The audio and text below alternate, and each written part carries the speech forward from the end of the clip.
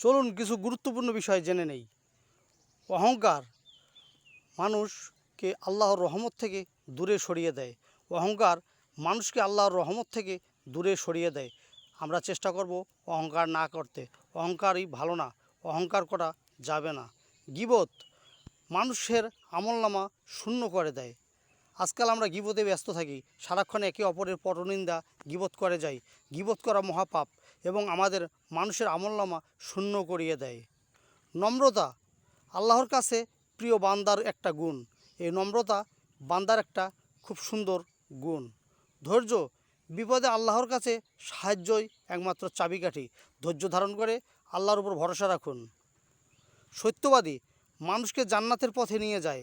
আমরা সবসময় সর্বক্ষণ সত্য কথা বলার চেষ্টা করব।